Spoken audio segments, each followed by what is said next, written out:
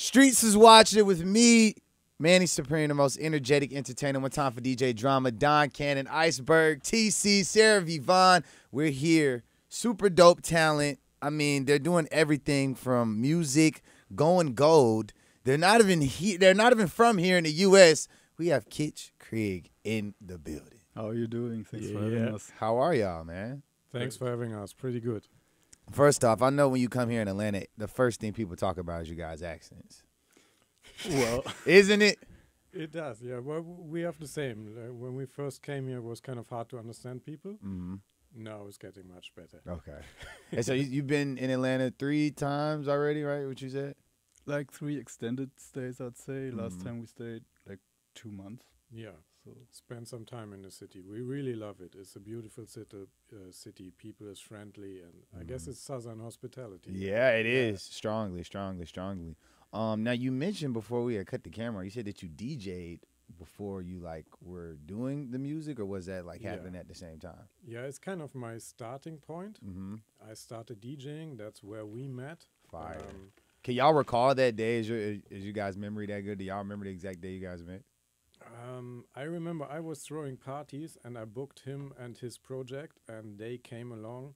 They had their own controllers. They built their own controllers to play their own music, and I was like, holy shit, what is that? I've never seen that before, and it was amazing. And to his credit, he was one of the first to recognize what we were doing, so yeah. That's fire. That's fire. Now, you got a new single out with Anti the Menace. Yes. Really Rich. How did that collaboration come about? How did y'all meet Anti? Yeah, Anti, we were paying attention to what people is listening and what the kids is listening to, what people say or who people say who might be next. And that's how we discovered Anti and his music and started listening. And I mean, it's pretty obvious, he's a natural talent. Facts. And when we met in the studio, it was a beautiful culture clash.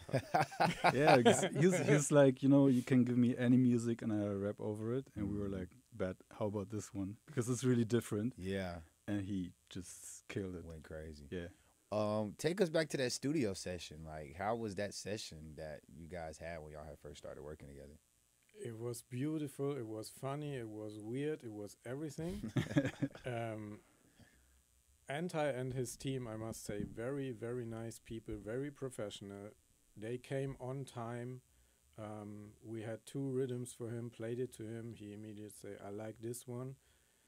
We started working on it right away. We record, we don't have an engineer, so I started recording him. I had to get used a little bit to the bar for bar thing and punch. But then we developed a nice rhythm.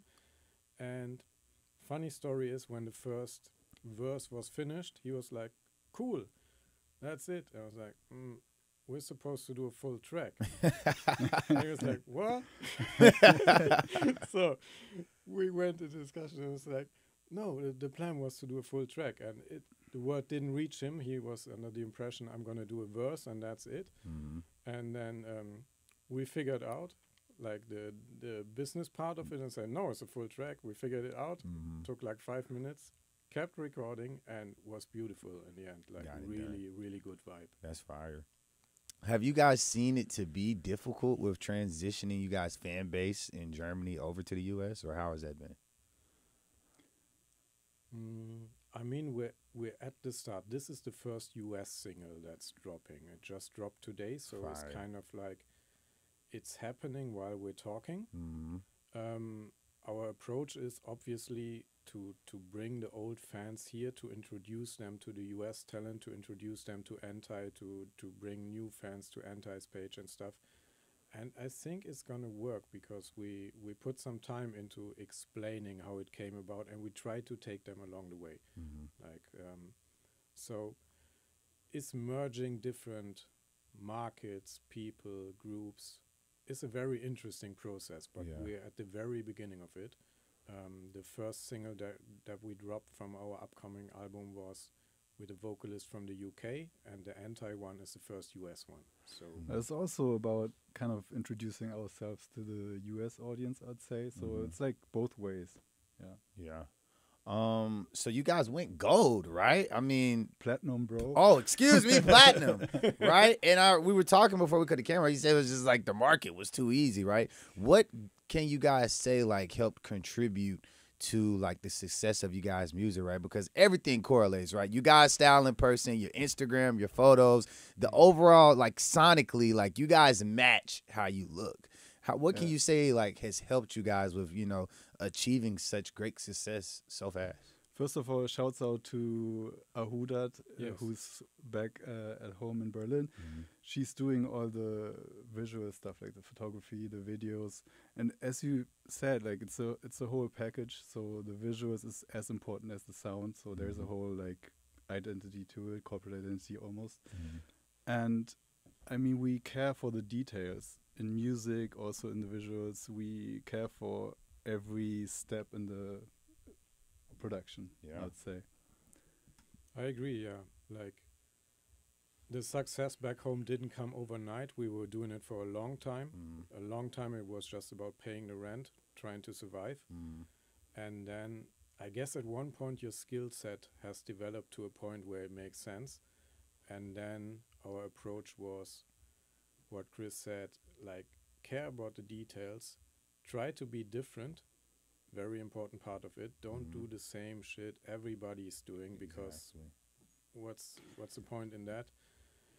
And I think that's it. And we care about songwriting. I think that's a important point. Like, we like to revisit tunes, move stuff around, have a next session, see. Yeah, see, Fizz is really hands-on with the songwriting as well. So it's not like telling the artist which line to write, rather than saying, do we need this one, to kind of minimalize it, you know? And the whole minimalism theme, I'd say, is what brings it together. Yeah. So is every line really necessary? Is it good? I feel like that's so important, right? Making things digestible, especially for the audience. Yeah. What do you feel like is some things that you guys look for when working with artists, right? I like original voices, like something you hear one word and you know, oh, that's him, that's her, that's very important. And then again, like originality, like people that are different, that kind of like leave an impression. You don't forget them once you met them, once you heard them. I think that's the most important part to choose who we like to work with. Yeah. With all this new music that's out, right? Who are some new artists in the U.S. that you guys are like taking time to listen to? Damn, we were gonna ask you. Really? That's a great. You know, this is the first time anybody's asked me a question on here, so this is perfect. Let's Some make new this a artist conversation. that I'm really rocking with.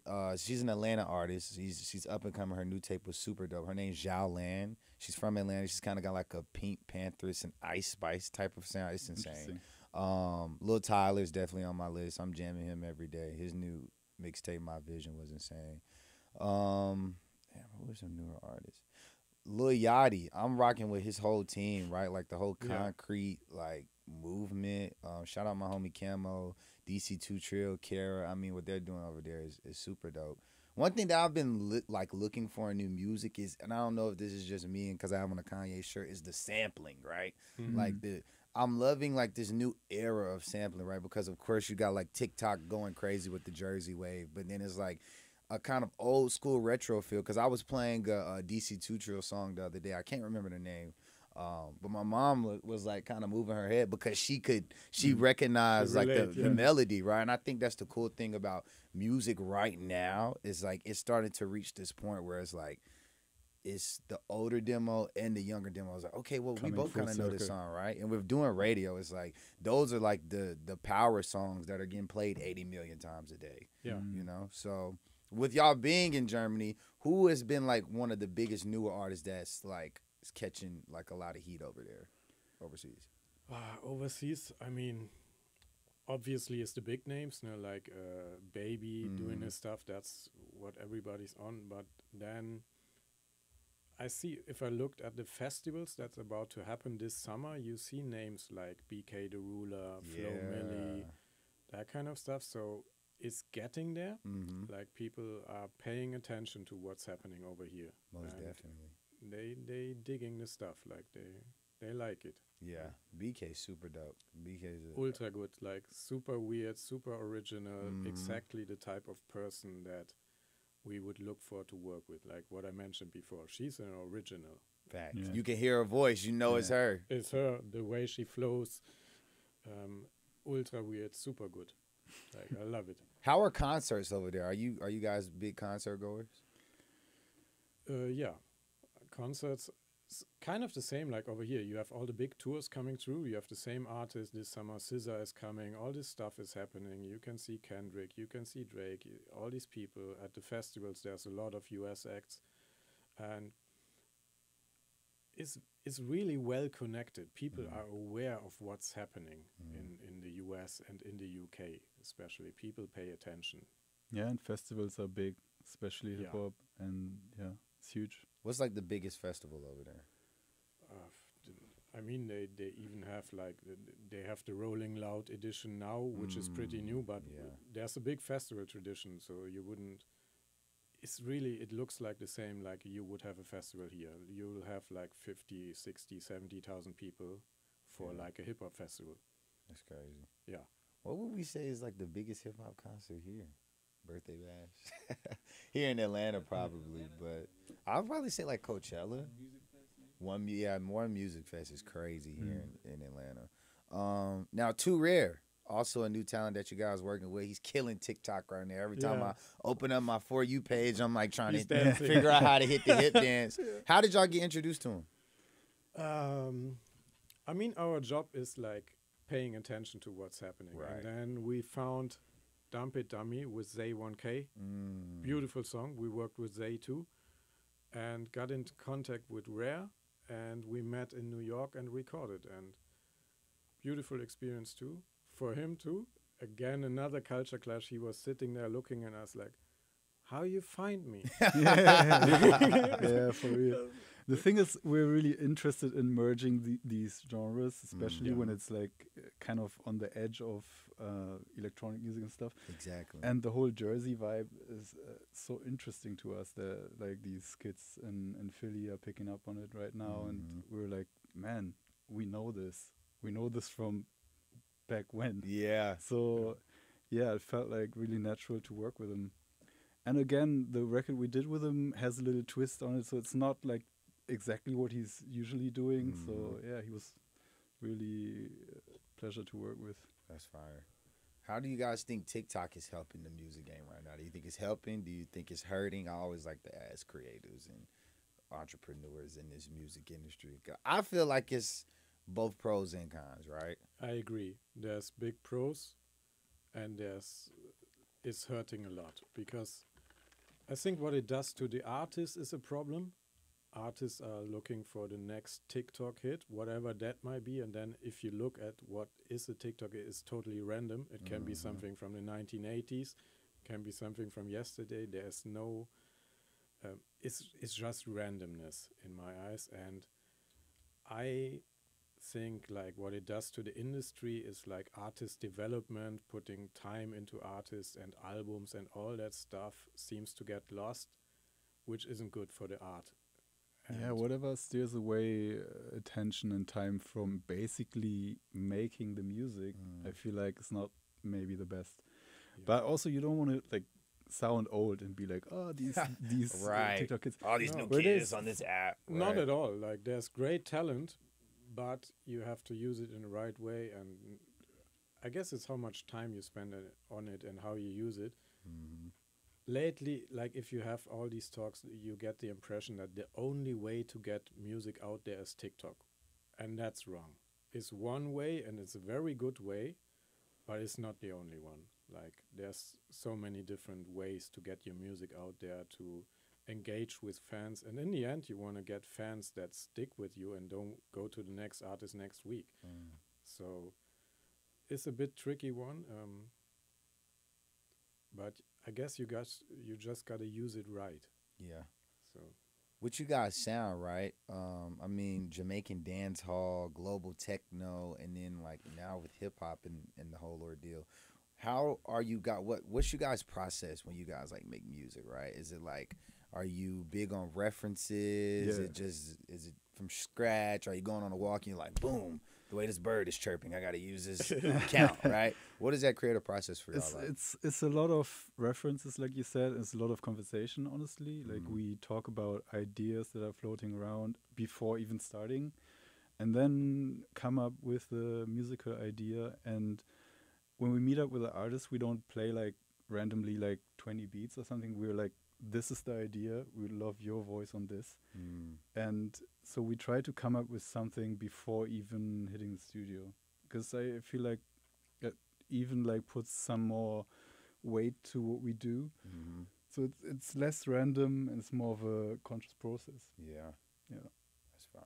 Yeah. References is everything. Like we said, we're coming from DJing and doing that for a long time, and it's like, you know, that vibe, and then you go for that, and obviously you end up with something your own. You don't copy it, but it's kind of like a nice starting point to have like a vibe, or let's do that kind of tune. Facts. And we're real geeks about these whole, like, where is a certain genre coming from? How is it connected in, like, let's say the family tree of genres? Yeah. But at the same time, we don't judge at all if a 19-year-old kid on TikTok doesn't understand the whole thing, because they don't have to. Exactly. But for us, it's cool to pull from, you know? And put it So, together. Yeah. Now I throw parties. I do the same sort of type of thing here in Atlanta, and that's what's kind of helped like push my musical interest of working like with my Gen Now family and stuff like that. How big of a correlation, and like what was that beginning starting point like as you guys were throwing those parties? Like, okay, we could really do this music stuff. Like, what made it click? I think it's gradual, right? I mean, and I'm not going to sit here and say the first music we put out was all fire. It's, like, it's a long process. And, you know, these famous 10,000 hours you got to put in, we definitely did that, probably twice. Yeah. Yeah. So what, I mean, like, how is the party scene over there, right? Is it like, what is like the primary bass genre of music you'll hear if I'm randomly in Germany or in Berlin? I mean, Berlin, Germany is well known for techno music. No? That's we kind of originated with the Detroit folks, but clubbing in Berlin stands for techno. There's this famous club, Berghain, and techno and electronic music is really, really good on a high level and original. That's what it stands for, Berlin as a city. And then you have all the different genres. You can go to the dancehall party, you can go to the hip-hop party, you can go to the reggaeton, salsa, whatever. You'll find all these little scenes, and it's the same like here. You go to we went to the Culture Clash when we first came here and saw Oh, like, yeah. It was so... sound system playing, same like back home.